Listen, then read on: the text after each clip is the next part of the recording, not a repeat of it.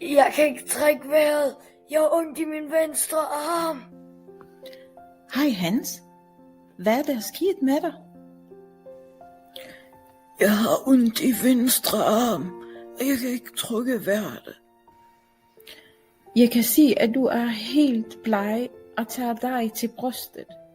Jeg måler lige dit blodtryk og puls. Jeg kigger lige på farverne på din hud. Ja, tak. Du har ikke blodfarvet i huden, og dit blodtryk ligger inden for det normale. Dog er din puls for høj. Jeg tænker, du oplever angina pectoris.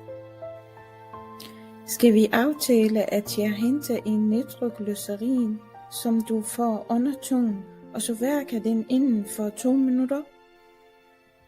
Ja, tak. Jeg holder dig i hånden, mens vi venter på, at medicin virker, for jeg kan se, at du er bange. Ja, er de bedre nu? Det var dejligt. Det er jeg rigtig glad for at høre. Nu tager jeg hjem på kontoret og dokumenterer mine observationer, handlinger og evaluering. Farvel.